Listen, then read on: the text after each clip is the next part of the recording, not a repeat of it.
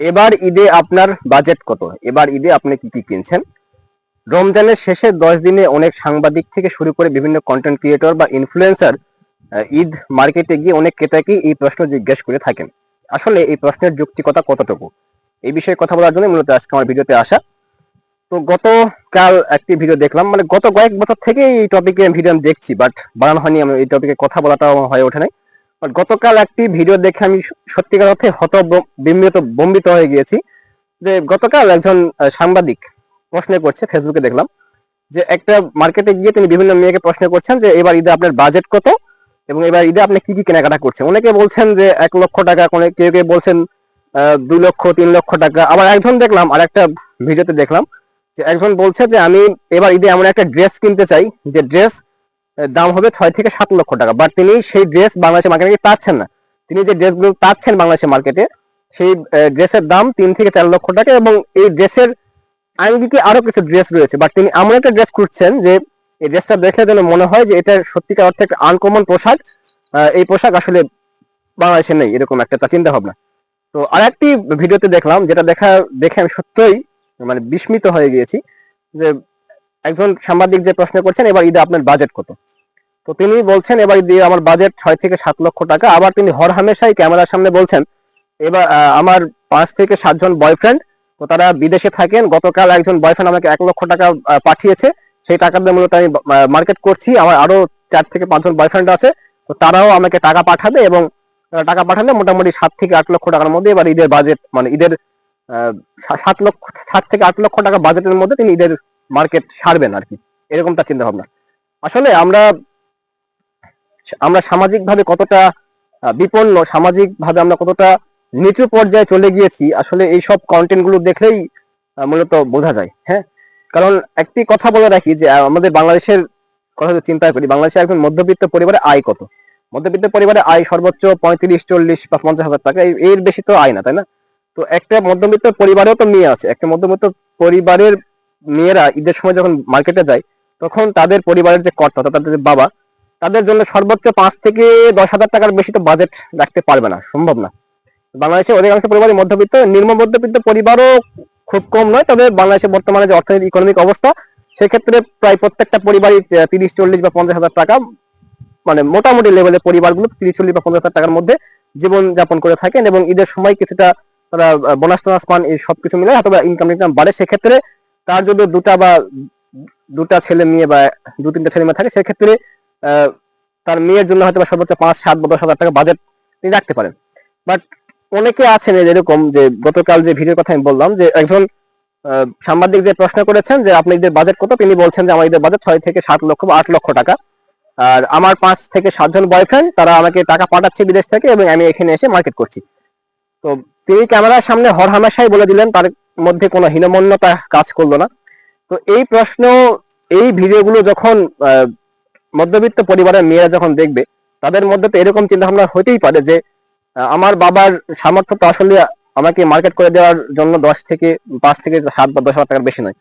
সেক্ষেত্রে তারা যেভাবে মার্কেট করছে 6 থেকে 7 লক্ষ টাকার, তাদের পর্যায়ে যদি আমাকে যেতে হয়, তাহলে আমাকে কি করতে হবে? আমারও এরকম 5 থেকে 7টা বয়ফ্রেন্ড লাগবে। তখন এইরকম মাইন্ডসেট যখন আমাদের সমাজের মধ্যে তখন ছড়ে পড়বে, তখন আমাদের সামাজিক অবস্থাটা কোন জায়গায় গিয়ে দাঁড়াবে, এটা কি আপনারা একবার ভেবে দেখেছেন? আর সবচেয়ে বড় কথা, কন্টেন্ট ক্রিয়েটর, ইনফ্লুয়েন্সার বা সাংবাদিক যারা আছেন, তাদেরকে আমি কি আর বলবো, তাদেরকে বলার মতো কোনো ভাষা নেই। সবচেয়ে বড় কথা, আমরা জাতি হিসেবেই একটু অন্যরকম। দেখেন, আপনি কত টাকা ঈদের বাজেট করছেন, এটা আসলে খুব বেশি মানে প্রয়োজনীয় প্রশ্ন বা প্রয়োজনীয় তথ্য নয়। আপনি ইনফ্লুয়েন্সার বা সাংবাদিক, আপনি যেতে পারেন ঈদ উপলক্ষে ঈদের মার্কেটে যেতে পারেন, সেখানে গিয়ে আপনারা ক্রেতাদেরকে এভাবে প্রশ্ন করতে পারেন যে এবার যে আপনার ঈদ বাজেট অনুযায়ী আপনারা কি স্বাচ্ছন্দ্যে বাজার করতে পারছেন কিনা, বর্তমান বাজার ব্যবস্থা কেমন, বর্তমান পোশাকের দাম তারা কেমন হচ্ছে, মানে মাত্রাতিরিক্ত পোশাকের দাম হাঁকছে কিনা, বিগত এই রমজান মাসের আগে পোশাকের দাম কেমন ছিল, বাট বর্তমান সময়ে কেমন পোশাকের দাম, এসব বিষয়ে তারা যদি প্রশ্ন করতে পারেন। আমরা হুট করে যে আপনি একজনকে প্রশ্ন করছেন যে আপনি ঈদের বাজেট কত, আর অনেক সময় দেখি, যে বিশেষ করে দেখি এই প্রশ্নগুলো ছেলেদেরকে করা হয় না, খুব বেশি ছেলেদেরকে করা হয় না। মানে ভিউ ব্যবসাটা এমন পর্যায়ে চলে গেছে, আমাদের সামাজিক অবস্থানটা এমন পর্যায়ে চলে গেছে, যে কি আর বলবো, বলার মতো আসলে ভাষা খুঁজে পাচ্ছি না আমি এখানে। যে মানে একটু সুন্দর মেয়ে দেখলেই তাদেরকে যায় প্রশ্ন করতেছে যে আপনি ঈদের বাজেট কত, এবং একদম ফানি টাইপের একটা কন্টেন্ট করে সেই কন্টেন্টটাই নিউজ টাইপ করে এডিট করে, মানে ফানি একটা টপিককে কেন্দ্র করে নিউজ টাইপ এডিটিং করে সোশ্যাল মিডিয়ায় পোস্ট করছে, এবং এতে কিন্তু ভয়াবহ ইম্প্যাক্ট পড়ছে বলে আমি মনে করছি, বিশেষ করে আমাদের সমাজে। অবশ্যই আমাদেরকে সচেতন হওয়া উচিত। সবচেয়ে বড় কথা, কন্টেন্ট ক্রিয়েটর, সাংবাদিক বা মিডিয়া কর্মী যারা আছেন তাদেরকেও সচেতন অবশ্যই হতে হবে, তাদেরকে সচেতন হওয়া অতীব জরুরি। পাশাপাশি আমরা যে দর্শক, মানে আমরা যে দেশের নাগরিক, আমাদের নাগরিকের মন মাইন্ডেরও পরিবর্তন ব্যাপকভাবে প্রয়োজন। কারণ একটা মেয়ে এরকম ওপেন মিডিয়ার সামনে কখনোই বলতে পারে না আমার 5 থেকে 7 জন বয়ফ্রেন্ড, তারা বিদেশে থাকে, তারা বিদেশে টাকা পাঠাচ্ছে এবং আমি মার্কেট করছি। এটা মারাত্মক লেভেলের মানে মারাত্মক লেভেলের নিম্ন মন মানসিকতা এবং নিম্ন মাইন্ডের, এবং মানে মাইন্ডের চিন্তা ভাবনা আর কি। আর বেশি কিছু বললাম না, এখানে আমি শেষ করলাম। তো মূলত এটাই, এই টপিকে কথা বলার জন্য মূলত ভিডিওতে আজকে আমার আশা এখান থেকে। তো অবশ্যই আমাদের মন মাইন্ডের পরিবর্তন করা উচিত, আমাদের মানসিক পরিবর্তন দরকার। পাশাপাশি যারা মিডিয়া কর্মী রয়েছেন, মিডিয়া আসলে একটা স্ট্রং জায়গা, মিডিয়া আসলে একটা, মানে মিডিয়া এমন একটা জায়গা, এটা হচ্ছে গতকাল একটা ফেসবুকে পোস্ট করলাম, ইউটিউবকে বলা হয় ফ্রি বিশ্ববিদ্যালয়। এখন ফ্রি বিশ্ববিদ্যালয় কি হয় বলা হয়, আপনি কি কন্টেন্ট দেখছেন, আপনি কি কন্টেন্ট দেখছেন, কি কন্টেন্টে অ্যাট্রাক্টেড হচ্ছেন, এবং কি সেই কন্টেন্ট আপনার জীবনে কিভাবে ইম্প্যাক্ট ফেলছে, এই জন্য বলা হয় ইউটিউবকে ফ্রি বিশ্ববিদ্যালয়। ইউটিউব থেকে যদি ভালো শিক্ষা আপনি নিতে পারেন বা সোশ্যাল মিডিয়া থেকে ভালো কিছু নিতে পারেন, তাহলে অবশ্যই আপনার জন্য ভালো। বাট আপনি যদি সব খারাপ কন্টেন্ট দেখেন বা এরকম ফাউল কন্টেন্ট দেখেন, তাহলে সেটা আপনার পার্সোনাল বিষয়। সেক্ষেত্রে আমাদেরকে আমরা যারা নাগরিক রয়েছি, সাধারণ নাগরিক রয়েছে, তাদেরকে সচেতন হওয়া অতীব জরুরি। পাশাপাশি যারা ইনফ্লুয়েন্সার, কন্টেন্ট ক্রিয়েটর বা সাংবাদিক, বিশেষ করে সাংবাদিকরা এরকম প্রশ্ন কিভাবে করতে পারে ভাই? এটা তো হতেই পারে না। একজন মিডিয়া কর্মী এরকম কোনো প্রশ্ন করতে পারে? মিডিয়া কি ফাজলামো বিষয়? আর কি নিউজ নাই? আর বেশি কিছু বললাম না। তো আমাদের নাগরিকদেরকেও সচেতন হওয়া অতীব জরুরি। পাশাপাশি যারা মিডিয়া কর্মী রয়েছেন তাদেরকেও সচেতন হওয়া অনেক বেশি জরুরি।